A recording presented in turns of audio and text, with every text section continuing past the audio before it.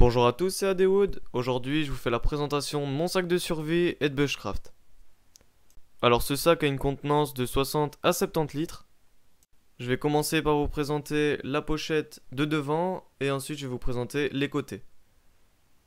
Alors, pour la première pochette, on va y retrouver le kit feu et le kit de filtration. Ainsi, je peux les avoir très rapidement à portée de main.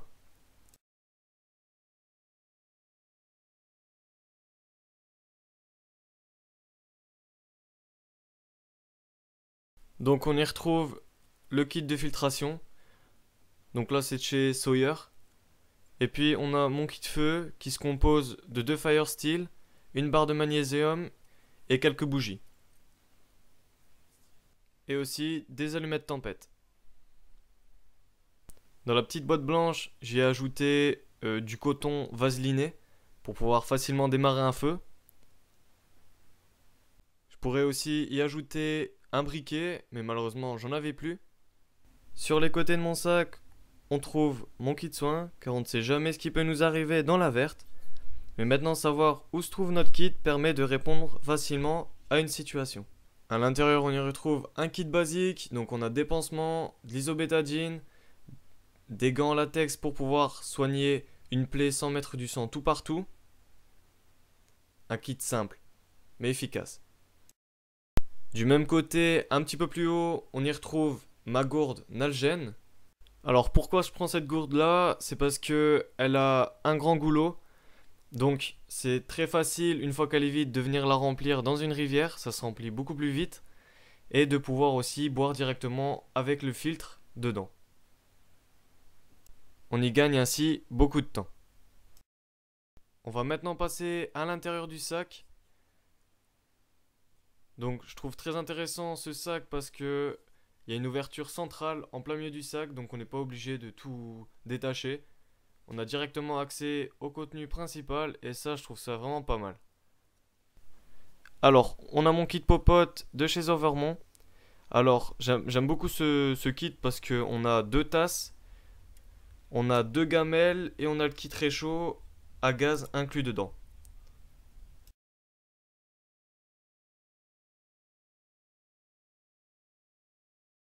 Ensuite, on y trouve des gants pour pouvoir se protéger du froid dans un premier temps, mais aussi se protéger les mains parce qu'on utilise quand même des objets très tranchants, donc faut faire très attention à ça. J'ai pris une petite scie pliante que j'ai acheté dans le commerce, 3-4 € qui fait très bien l'affaire. Après, j'ai encore une autre gourde, mais là, celle-là, ça va être principalement pour moi boire dedans. Que l'autre, par exemple, ça va être plus de l'eau que je vais aller chercher dans la rivière pour pouvoir nettoyer les popotes, tout ça. Que là, ça va être principalement pour moi m'hydrater.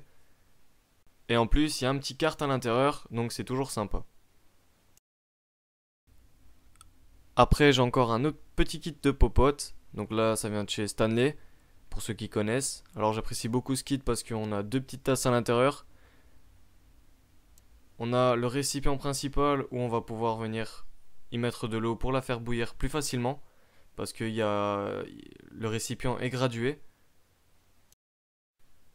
Après on trouve mon réchaud box.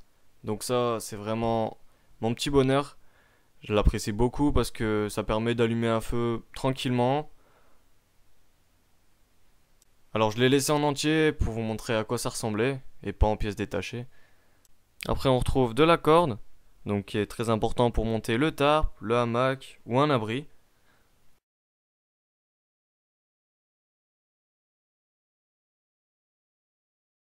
Ma lampe frontale que j'ai achetée sur Amazon, donc c'est de la marque GRDE je pense. Donc je trouve ça très important, une lampe frontale parce que ainsi on a les 2 mains libres. Donc dans l'inverse je trouve que c'est super important d'avoir toujours ses mains disponibles. On a des petits couverts qui traînent dans le fond du sac. Normalement je devrais les mettre avec mes popotes, mais je l'ai pas fait. Alors aussi dans le kit soin, mais dans l'autre pochette, on y retrouve du fil de fer pour faire des pièges et encore des gants en latex pour pouvoir dépouiller une proie et pas mettre du sang partout sur ses mains. Aussi, j'ai ajouté 2 bâches, donc une grosse bâche et une plus petite.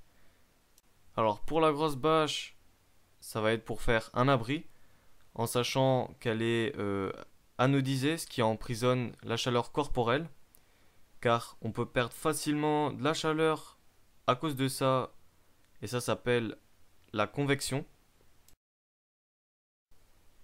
Donc après, en fait c'était ça que je parlais quand je disais 2 bâches, c'est ma couverture de survie. Ainsi, je la pose au sol pour éviter l'effet de conduction, donc ce qui veut dire que on va perdre aussi de la chaleur par le sol. J'ai aussi ajouté un poncho, car on ne sait jamais s'il commence à dracher pour éviter d'être mouillé trop facilement. Et aussi on peut l'utiliser comme tarpe. On passe maintenant aux objets coupants. Donc premièrement j'ai un aiguiseur, toujours utile. J'ai mon fameux Condor Bouchelor, qui me suit depuis pas mal d'années maintenant et j'en suis très content. Ensuite on a ma hache.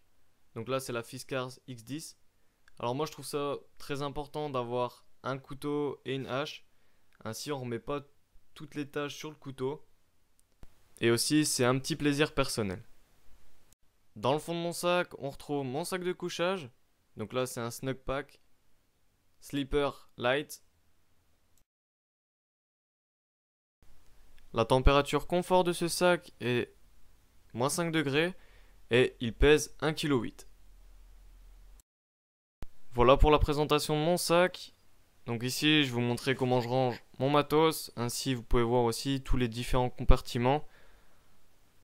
Et moi je vais vous parler pendant que je range tout ça. Il faut savoir que ce sac n'est pas opérationnel à 100%.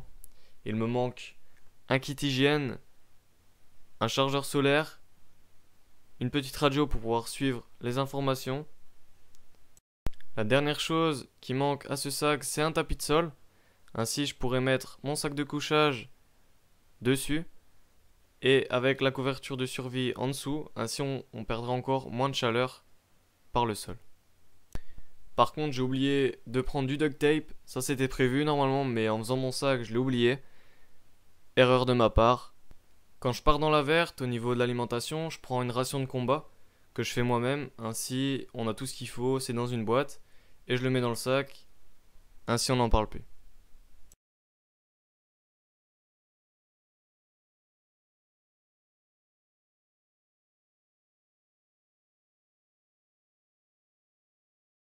Si vous avez des remarques, des conseils ou des pistes d'amélioration, n'hésitez pas à les mettre dans les commentaires. Je me ferai un plaisir de les lire. C'est déjà la fin de cette vidéo, j'espère qu'elle vous aura plu. Si c'est le cas, vous savez ce qu'il vous reste à faire. Et moi je vous dis à la prochaine. Ciao!